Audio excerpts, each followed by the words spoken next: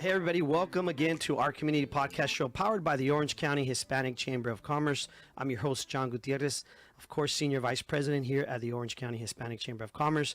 With us today, we have another special guest.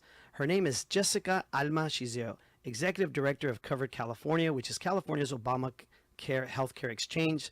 We're going to be talking about the changes that may be, of course, happening to everyone's healthcare. Hi, Jessica. Welcome to the show. And please share with us a little bit about yourself and, of course, the program that we're going to be talking about here. Hi, John. Thank you so much for having me. Such a privilege to be here. As you said, I'm the Executive Director of Covered California, and we provide health insurance to just under 2 million Californians and have served 1 in 6 Californians since we opened our doors just over a decade ago. We are in open enrollment, so this is the window that we have for Californians to explore their options, shop for coverage, see what tax credits they're eligible for to lower their costs. And so it's so important in a year with a lot of confusion, some changes coming from Washington, D.C., that we get the word out about what's happening, what it means, and what Californians need to know this open enrollment season. So share with us a little bit about, of course, maybe some of what's going to be shaping some of the costs, right, in the new year. What is it that they need to know that obviously is important for our community to understand and be prepared for?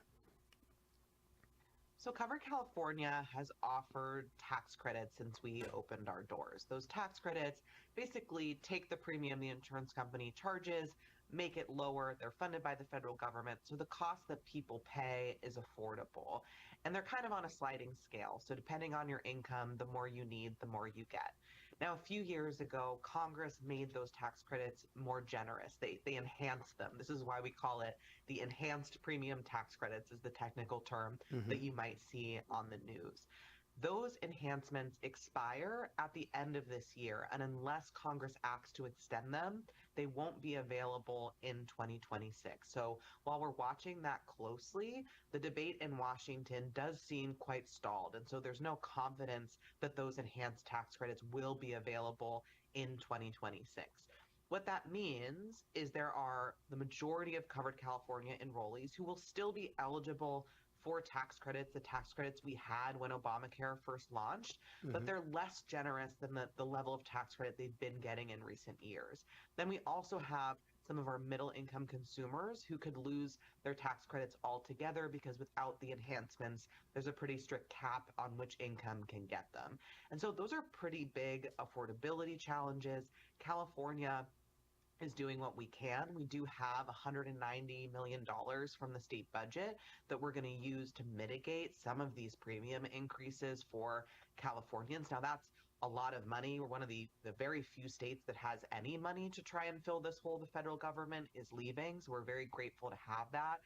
But it's not nearly enough to fill the hole the federal government is leaving. And so with that confusion, with the fact that all this plays out really differently for different people depending on your income and where you live, it's more important than ever that people are informed and empowered to understand what's happening, why it's happening, what are their options, and what does it mean for them and their own family. And that's what we at Covered California are here to do, particularly throughout this open enrollment season, but all year round, of course, as well.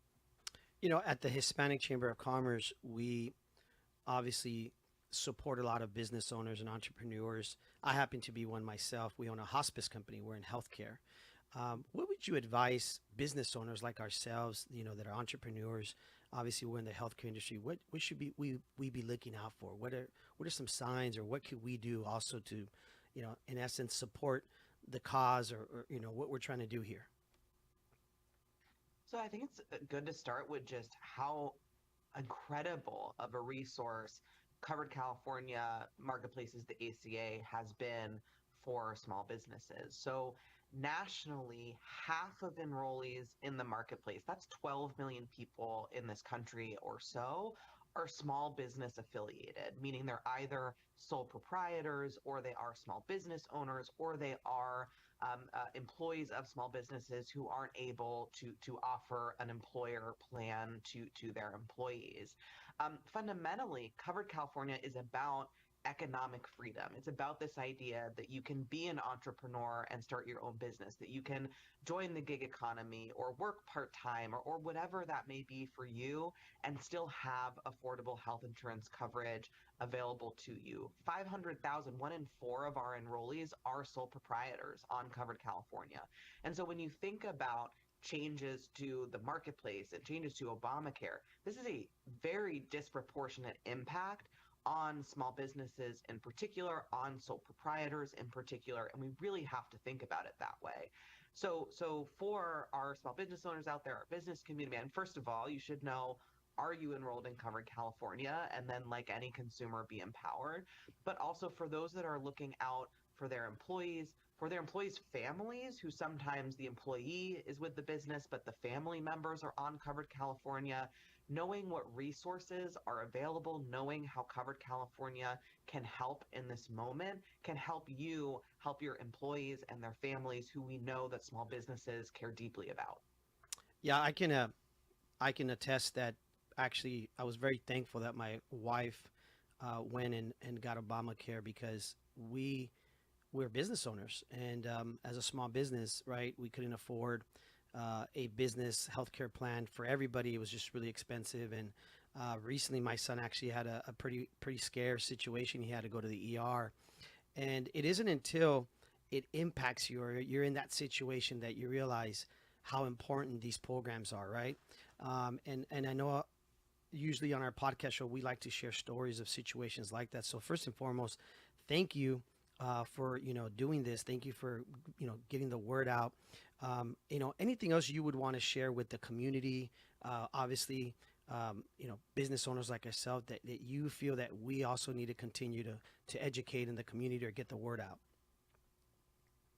So it's really important. Our mission at Covered California is to get affordable, quality health insurance into the hands of as many Californians as possible. Often people are confused. Who is Covered California, right? We're not an insurance company. We're not an insurance agent. We're an independent arm of the state of California offering this as a free service because we are Californians who care about Californians. And a part of that work is trying to get the word out like you are helping us do here today and explain all of this, but also helping people navigate the process of enrolling and figuring out, where should I get health insurance? Is Covered California for me? What's that thing, Medi-Cal? Who gets Medicare? What's the difference between Medicare and Medi-Cal, right? All of those things. And so we want to help people enroll however it is easiest for them to do that. You can do the entire thing online at coveredca.com. You can chat us along the way. If you have questions, you can call us. Then we have 14,000 incredible enrollment partners, community organizations, clinics, insurance agents. Many of those agents are small business owners and enrollees themselves, right? Who are, again, Californians who are here to help answer the questions and guide other Californians through all of this and on their journey to health insurance. It's also very important to us that we are meeting all of our community's needs. And so across all of these resources, you can navigate in English, but also in a language other than English if that is your preferred language, including with those enrollment partners who are in all of our communities and speak for well over 40 different languages that are available to do that one-on-one guided assistance. So again, really incredible resources and information and support available always at no cost to the consumer through Covered California. Is there a website that we can share with everyone that you feel is important they go and of course, look into more of this information?